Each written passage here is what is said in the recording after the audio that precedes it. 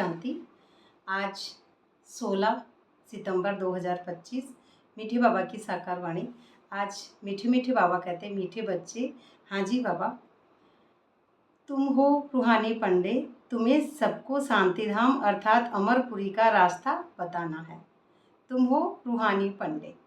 अब रूहानी पंडे माना मानव का कल्याण करने का मार्ग दिखाने वाला। मानव जाति, हर मनुष्य जाति का कल्याण करने वाला होता है, उसको पंडे कहते हैं। जैसे हम लौकिक भाषा में जैसे तीर्थों पे जाते हैं, वहाँ पे पंडित होते हैं, पंडे होते हैं, वो मरे हुए व्यक्तियों के क्रियाक्रम करवाते हैं, उनको पंडे कहते हैं। तो हम समझते हैं कि इन्होंने उस व्यक्ति को सही क्रियाक्रम करवा दिया, अब हमारे व्यक्ति को अच्छी पितरों का स्थान मिल गया, ऐसे ऐसे हम समझते हैं। लेकिन अब यहाँ पे परमात्मा बिल्कुल अलग बात सिखाते हैं हमको, वह है मायावी नगरी की पंडे वाली बात, और ये है सूक्ष्म स्थितियों की पंडे वाली बात। ये जो अनुशासन है, जो एक सूक्ष्म स्थिति का पंडा, तो अनुशासन किसी और को दिखाने के लिए नहीं है, अपने आप को सिखाने के लिए है। उच्चतम नैतिक चरित्र, हमारा खुद का एक उदाहरण बनना, कि हम उस उच्चतम नैतिक चरित्र की स्थिति है उसमें हम पहुँचे। तो अपने अंदर की उदाहरण की बात है यहाँ पे, बाहर की नहीं। बाहर किसी को दिखाने की बात नहीं है, अपने स्टेज है वो बहुत गुह्य है। तो तुम हो रूहानी पंडे, सबको शांति धाम, कौन से धाम का रास्ता बताना है? सुख, आनंद, प्रेम, पवित्रता, शक्ति, जो ओरिजिनल हमारा जो गुण है, जो ओरिजिनल हमारा ज्ञान है, उससे उनके दिव्य चक्षु खोलना और अमरपुरी का रास्ता बताना, उनको रास्ता बताना। आप कौन है? आप जो जिनको सोजरा मिल चुका है, जिनको दृष्टि मिल चुकी है, आप वो दृष्टि वाले पंडे हैं, जिनको नई दृष्टि मिली है, जिनकी बुद्धि में रोशनी का दीपक जग चुका है। तो ऐसे दीपक जगी हुई आत्मा वाले आप पंडे हैं, उस स्थिति वाले। तो आप दूसरों को भी उस अमरपुरी माना सतयुग का रास्ता बताएं। सतयुग में आत्मा हमेशा अजर, अमर, अविनाशी होती है। सतयुग माना हाईएस्ट स्थिति को यहाँ पे सतयुग कहा गया है, कि उस एनर्जी को प्राप्त करना। ये जो विषय नगरी है, मायावी दुनिया है अपने आप को, जहाँ पे हम शरीर और शरीर की मायावी नगरी में फंसाते रहते हैं। क्यों, क्या, किंतु, परंतु, उसने ऐसे बोला, ये बोला, शरीर शरीर की बातें, इन नगरी में फंसाना, ये है विषय नगरी। और इसके अलावा फिर उस शिव नगरी में जाएंगे। अब शिव नगरी में जाना है तो अब सतयुग में तो शिव नगरी है नहीं, माना अभी इसी स्थिति में, इसी संगम पर हमको शिव निराकार का ज्ञान लेकर उस हाईएस्ट एनर्जी को प्राप्त करना है। और वो एनर्जी ही हमारी सतयुग वाला ज्ञान है। उस एनर्जी में, अभी उस एनर्जी को हम प्राप्त कर लेंगे, वो हो रहा, तो हम हमारी उस एनर्जी तक पहुँचेंगे, तभी हम ड्रामा से न्यारे और प्यारे होंगे। साक्षी दृष्टा की सीट पर जब हम बैठते हैं तो उस एनर्जी पे पहुँच जाते हैं, और उसको ही बाबा रूहानी पंडे कहते हैं। रूह आत्मा को कहते हैं बाबा यहाँ पे, रोल को नहीं। रोल बाबा किसी का भी नहीं देखते हैं, सबकी सोल देखते हैं। प्रश्न है आज का कि तुम बच्चों को कौन सा नशा है, उस नशे के आधार पर कौन से निश्चय के बोल बोलते हो? उत्तर है, तुम बच्चों को ये नशा है कि हम बाप को याद कर जन्म जन्मांतर 63 जन्मों की जो लेयर चढ़ी हुई है मैल की, अपनी मैंपन कर्तापन की जो लेयर है, तो 63 जन्म जन्मांतर के जो पवित्र बनते हैं, हम वापस पवित्र बनते हैं। इतने दिनों तक हम अपने आप को शरीर और मन की बातों में फंसाए रखते थे। ये जो मन था, ये दो स्थिति में चलता था, द्वैत वाली स्थिति। मन दो तरफ खींचता रहता है, करूं या न करूं, करूं या न करूं। तो ये क्या होता है? पतित। और पावन की जो स्टेज होती है उसमें लेयर उतर जाती है हमारी। तुम निश्चय से कहते हो कि भले कितने भी विघ्न पड़े लेकिन स्वर्ग की स्थापना तो जरूर होगी ही ना। नई दुनिया की स्थापना की और पुरानी का विनाश होना। तो नई दुनिया की स्थापना और पुराने का विनाश माना, पुराने हमारे मन बुद्धि संस्कार का विनाश होना और नई सत्यों की बादशाही बुद्धि में प्राप्त होना। जो ड्रामा को जो तराजू की तरह से तोले, किसी के भी रोल को ना देखे, किसी की भी कहानी को, किसी के भी कैरेक्टर को, किसी भी व्यक्ति को, अपनी इंद्रियों को, खुद की को भी सच ना समझे और उनकी भी इंद्रियों को सच ना समझे। तभी पुरानी दुनिया को ख़त्म करके नई दुनिया की स्थापना होगी। ये बना बनाया ड्रामा है, इसमें संशय की बात ही नहीं है। जो देवता बने थे वही बनेंगे, तो संशय की इसमें कोई बात नहीं है कि हम बार बार अपने आप को ड्रामा में डूबे हुए। इसमें सच संशय नहीं है। निश्चय बुद्धि जितनी हमारी परमात्मा में है उतने ही हम अपने आप को उस सत्य के नज़दीक पहुंचाते जाएंगे। ओम शांति। तो ओम शांति अपने आप को सबसे पहले हम सुनाते हैं। जैसे भी कोई नया व्यक्ति मिलता है हम कहते हैं ओम शांति। उससे पहले जब हम नया व्यक्ति मिलता था तो कहते थे नमस्ते, किसी और के लिए ही कहते थे, किसी और को देख के, अपने आप को नहीं कहते थे। लेकिन अब यहाँ पे है ओम शांति, मैं शांत स्वरूप आत्मा हूँ। तो सबसे पहले अपने आप को शांत करेंगे तभी हम पंडे बन सकेंगे। तो अपने आप को शांत करना। ओम शांति। रूहानी बच्चों प्रति रूहानी बाप समझा रहे हैं, तुम जानते हो हम आत्मा हैं। रूहानी बाप भी एक हाईएस्ट एनर्जी है, तो आपको भी एक हाईएस्ट एनर्जी बनाना चाहते हैं बाबा। तो इस समय हम रूहानी पंडे बने हैं, बनते भी हैं बनाते भी हैं। पहले खुद बनते हैं फिर दूसरों पर ही उसका प्रभाव बाद में ही पड़ता है, बनाते भी हैं। यह बातें अच्छी रीति धारण करो, माया का तूफान भुला देता है। रोज़ सुबह शाम ये विचार करना चाहिए कि अमूल्य रत्न अमूल्य जीवन के लिए रूहानी बाप मिले हैं। अमूल्य जो जीवन है हमारा ये संगम का, यहाँ पे हम अमूल्य रत्न प्राप्त कर रहे हैं ज्ञान द्वारा, और उन अमूल्य रत्नों को ही हमको बांटना है अपने ज्ञान से। और दूसरों का जो दूसरों से भी कई बातें हमको सीखने को मिलती है, तो दूसरों की जो रोल की सीख है वो ना ले, सिर्फ सोल की सीख ही ले। तो अपवित्र भ्रष्टाचारी आत्मा अमरपुरी में कैसे जाएंगी? ऐसे नहीं जा सकती। अपवित्र और भ्रष्टाचारी का अब यहाँ पे अर्थ है अपने आप को शरीर, मैंपन, मेरे कर्तापन में, मायावी नगरी में और स्वार्थपने की जो दुनिया है उसको हम सच समझते हैं कि भाई मेरा स्वार्थ तो सबसे पहले देखूंगा। तो ये है मेरा स्वार्थ, माना शरीर का जितना स्वार्थ है उतना ही हम भ्रष्टाचारी दुनिया में हैं। अपने आप को उस भान से परे लेके जाएंगे तभी हम अमरपुरी की स्थिति में पहुंचेंगे। तो इसके अंदर बाबा हमको यही श्रीमत देते हैं, मामेकम याद कर। तो सबसे पहले श्रीमत है अपने को आत्मा समझो। तो ये कांटों का जंगल है, तो उसमें हमारा स्वर्ग में हम फूलों के बगीचे जैसे बन जाएंगे, वो हमारी बादशाही हमको मिल जाएगी। तब तो बाप कहते हैं कि ये पक्का याद कर लो कि हम आत्मा हैं। देवताओं को ऐसे नहीं कहना पड़ता कि याद नहीं करना पड़ता, देवताओं को ये नहीं कहना पड़ता क्योंकि वह तो है ही पावन, याद करने की जरूरत ही नहीं है।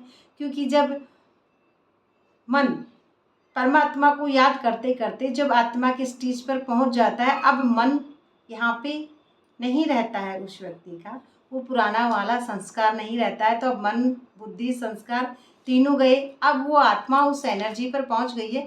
तो एनर्जी ऑटोमेटिक एनर्जी है, अब उसको परमात्मा को याद करने की जरूरत नहीं है। जैसे एक जज होता है, क्या कहता है, ऑर्डर ऑर्डर ऑर्डर, तो ऑर्डर ऊपर से ही बज रहा है, अब उसको मुख से याद करने की ज़रूरत नहीं है। वो एनर्जी ही उसको बार बार याद दिलाती है कि आप उपराम स्थिति की आत्मा है। तो बार बार याद दिलाती है कि आप ड्रामा में न डूबें, आप ड्रामा में न डूबें, आप शरीर नहीं हैं, यही है ऑर्डर। आप न्यारी और प्यारी है, इस दुनिया में आपका परमात्मा है, इस दुनिया में आपकी ये मायावी नगरी सच नहीं है। ये होता है ऑर्डर ऑर्डर। कुमारियाँ तो ग्रस्त में गई ही नहीं है, गृहस्थी उनको कहा जाता है जिनके बाल बच्चे होते हैं। अब यहाँ पे कुमारियाँ कौन है? जो सोल है। रोल कुमारियाँ नहीं हैं और रोल गृहस्थी को भी नहीं कहा जा रहा है अब यहाँ पे, क्योंकि बाप तो अदर कुमारी और कुमारी अदर कुमारी और कुमारी सबको पढ़ाते हैं। बाबा के लिए तो सब समान है, बाबा शरीर देखते ही नहीं है कि ये कुमारी है या अदर कुमारी है। बाबा के लिए तो सोल, सब सोल है। तो बाबा ऐसे नहीं देखते। अदर कुमारी का भी अर्थ नहीं समझते। आधा शरीर है क्या, आधा शरीर है, ऐसा थोड़ी होता है अदर कुमारी आधा शरीर है, नहीं। बाबा के लिए सोल है। अभी तुम जानते हो कन्या पवित्र है, और अदर कन्या उनको कहा जाता है जो अपवित्र बनने के बाद पवित्र बनती है। उनको भी अपवित्र बनने के बाद पवित्र तो बनना ही पड़ता है सबको, परमात्मा को याद करते करते, चाहे वो कन्या है चाहे वो अदर कुमारी है। तुम्हारा भी यादगार खड़ा है। बाप ही तुम बच्चों को समझाते हैं, बाप तुमको पढ़ा रहे हैं। तुम जानते हो हम आत्माएं मूल वतन को ही जानते हैं। फिर सूर्यवंशी चंद्रवंशी कैसे राज्य करते हैं, पहले सतयुग में, फिर त्रेता में, कभी कभी वाले, तो वो कैसे ये राज्य करते हैं। क्षत्रिय पने की निशानी बाण क्यों दिया गया है कि जैसे राम को बाण दे दिया गया तो क्षत्रिय दिखाया गया, क्योंकि हम खुद समझते ही क्षत्रिय को युद्ध करने वाले हैं। तो हमने अपने ही मन के हिसाब से ही उन चित्रों को सही समझ के और समझते हैं कि क्षत्रिय कुल होते हैं जो जरूर औजार रखते हैं। तो इसको ड्रामा को हम सच समझते हैं, तो हमने चित्र भी उसी हिसाब से, हम जब क्लास में जाते हैं तो उसी हिसाब से हम सच समझते हैं। हाँ, राम ने धनुष बाण ले रखा है, लेकिन ये सच नहीं है, क्योंकि परमात्मा कभी भी धनुष नहीं उठाते हैं। ये तो हमने अपने ही हिसाब से ड्रामा रच दिया है। इसलिए देह अभिमान टूटता जाएगा। जैसे जैसे परमात्मा को याद करेंगे और मन बुद्धि संस्कार मर्ज होंगे, देह अभिमान टूट जाएंगे और हमको पता चल जाएगा ये पूरा ड्रामा ही झूठा है। देह मैं नहीं, मैं आत्मा हूँ। अब यहाँ पे न कोई धनुष बाण है, न कोई शरीर है, न कोई औजार है, न कोई लड़ाई है, न कोई झगड़ा है।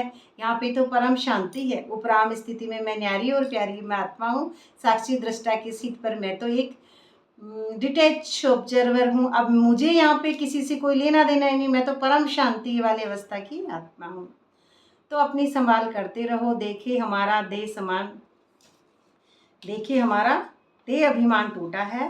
अब हम अभी जा रहे हैं, फिर हम विश्व के मालिक बनेंगे। कब बनेंगे? जब इस मायावी नगरी का प्रभाव नहीं पड़ेगा। ये जो विश्व है ना, इसका प्रभाव नहीं पड़े।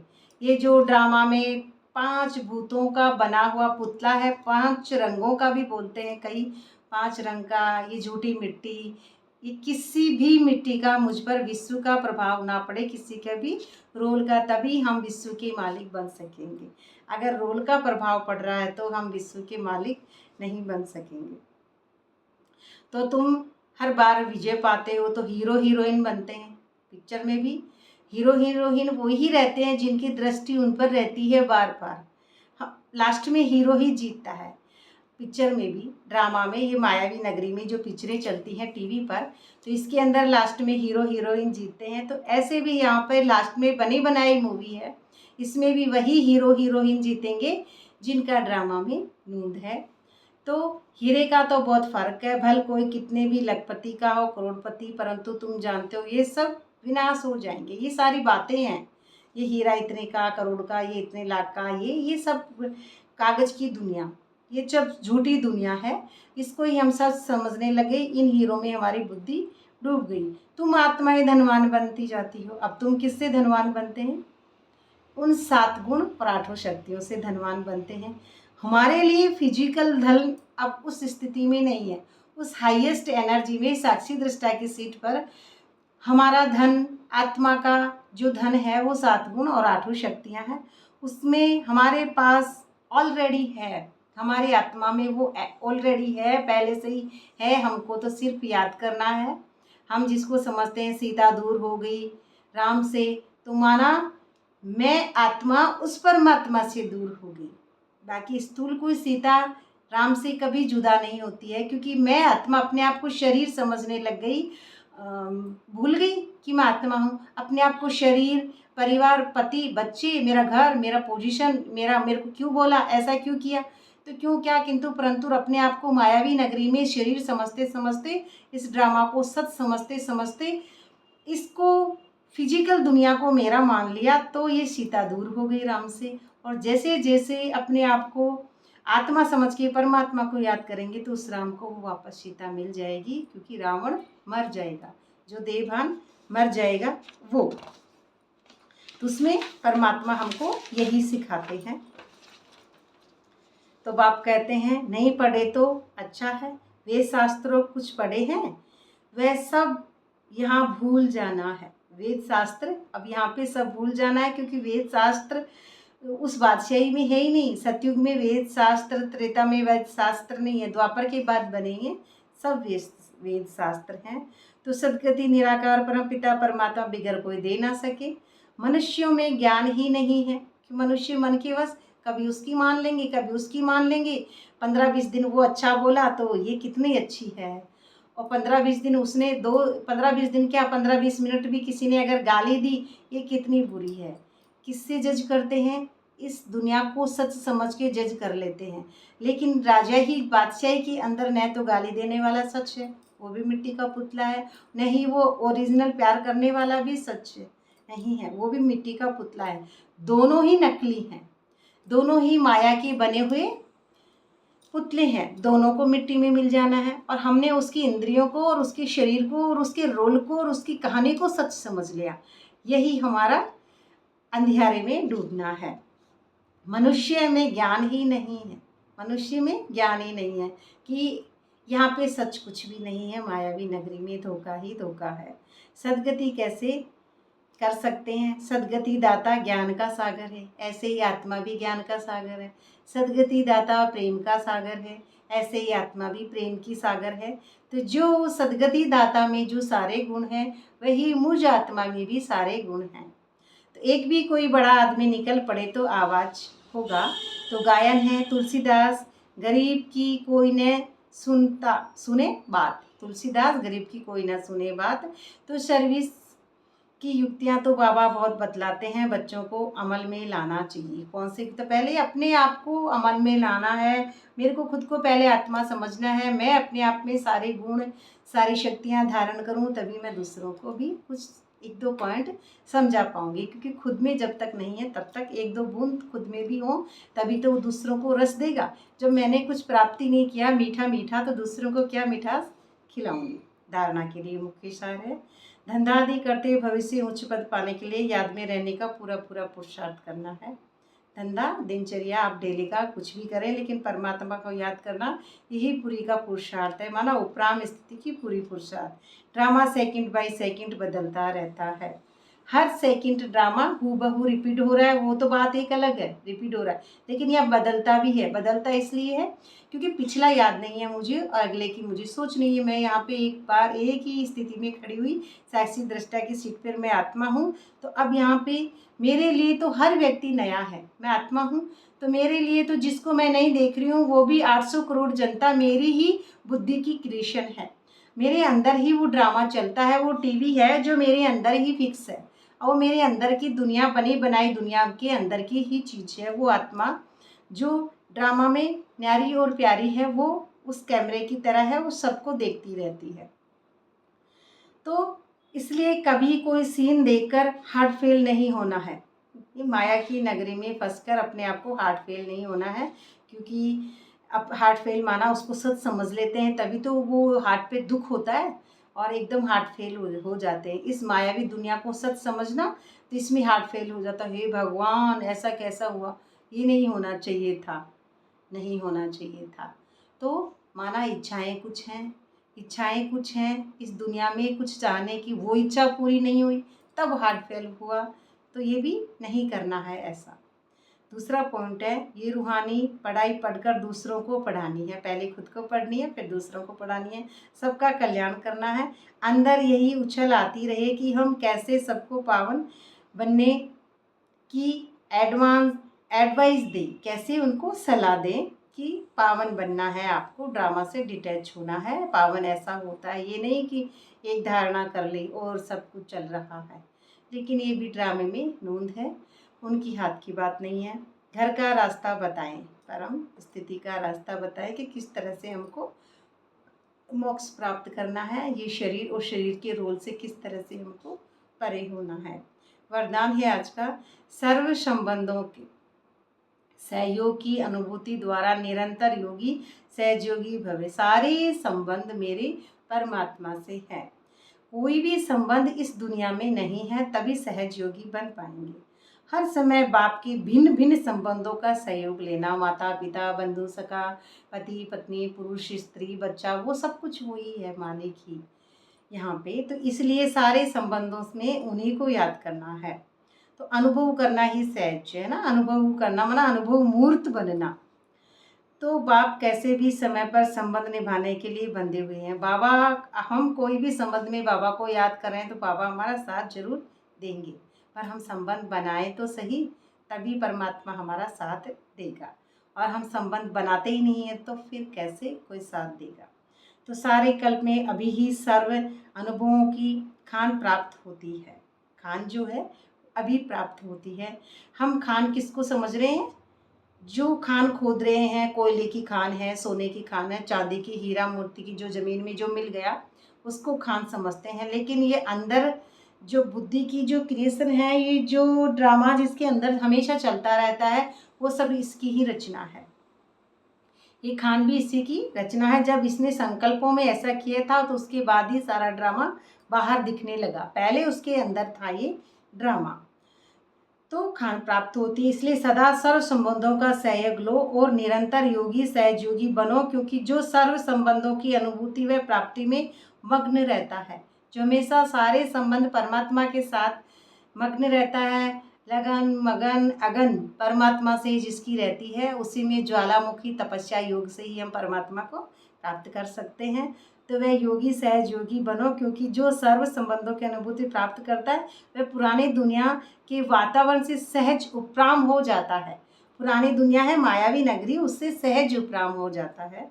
स्लोगन है आज का, सर्व शक्तियों से सर्व शक्तियों से संपन्न रहना। संपन्न रहेंगे तभी तो हम संपूर्ण बन पाएंगे, निराकार स्मृति में टिक पाएंगे। तो सर्व संबंधों से संपन्न रहना, यही ब्राह्मण स्वरूप की विशेषता है। न्यारा और प्यारा है, यही विशेषता ब्राह्मण जीवन की है। अव्यक्ति सारे हैं। अब लगन की अग्नि को प्रज्वलित कर योग को ज्वाला रूप बनाओ। तपस्वी मूर्त का अर्थ है तपस्या द्वारा शांति की शक्ति की किरणें और फैलती हुई अनुभव में आवे। तपस्या का अर्थ है यहाँ पे कि तप यानी तपना। अब यहाँ पे बाहर की तप नहीं है, अंदर से जो तपत है हमारी अग्नि की, ज्वाला अग्नि की, वो तपस्या होगी, मूर्त बनेंगे तभी उस अर्थ को हम समझेंगे। उसमें फैलती रहेंगी किरणें। फिर हमारी ये जो अंग है प्रकृति के मिले हुए हमको, ये सारी कर्मेंद्रियां हैं, इनसे हमारे जो है वाइब्रेशन फैलते रहेंगे, चारों ओर किरणें फैलती रहेंगी। यह तपस्वी स्वरूप औरों को देने का स्वरूप है। जैसे सूर्य विश्व को रोशनी की और अनेक विनाशी प्राप्तियों की अनुभूति कराता है। जैसे सूर्य कराता है ना प्राप्ति, जिसको सर्दी लगती है सूर्य के सामने जितना जाएगा खड़ा होएगा उसको जितनी जरूरत है उतनी धूप लेगा। जिस पौधे को, जिस प्रकृति को जितनी धूप होगा, जैसे सूर्यमुखी को जिधर सूरज जाता है उधर ही सूर्यमुखी फूल का मुंह हो जाता है। जिस पौधे को जितनी एनर्जी चाहिए उतनी वो धूप लेता है। इसी तरह से हम भी, हमारी आत्मा की जो शक्ति है जिसको दे रहे हैं वो अपने आप लेता जा रहा है प्रकृति में। उसको ये नहीं कहना ले भाई नहीं। सूर्य कहता है क्या किसी को? चांद किसी को कहता है क्या शीतलता लो? नहीं, अपने आप जिसको चाहिए वो मिल रही है प्रकृति से। तो ऐसे महान तपस्वी आत्माएं ज्वाला रूप शक्तिशाली याद द्वारा प्राप्ति के किरणों की अनुभूति कराती है। ऐसी आत्मा किरणों की अनुभूति कराती है उनके वाइब्रेशन से, उनके ऑरा मंडल से। उनकी जो एनर्जी है, हाईएस्ट एनर्जी से जो प्राप्ति होती है, जो खुशी, आनंद, प्रेम, जो आठों शक्तियाँ, जो परमात्मा के दिव्य गुण वो जो मिलते हैं उनके ऑरा से, ऐसे ही जैसे हमको सूरज से मिल रहे हैं। तो इसी प्रकार जैसे ताड़ है, वो ताड़ का पेड़ है, वो सूर्य से जैसे किरणें लेता है तो एकदम खड़ा हो जाता है ना। तो यही है कि सूर्य को, जिस पौधे को जैसी एनर्जी चाहिए वो लेता है, इसी तरह से यहाँ भी आनंद है, सुख है, प्रेम है, जिसको जितना चाहिए वो लेता रहता है। इसमें कहने और सुनने और समझने की बात नहीं है, ये अंदर की ये बातें हैं। अच्छा, तो ये थी मीठी बाबा की आज की साकार वाणी। तो मीठी बाबा का बहुत बहुत शुक्रिया और आप सब सुनने वालों का भी बहुत बहुत शुक्रिया। तो ओम शांति।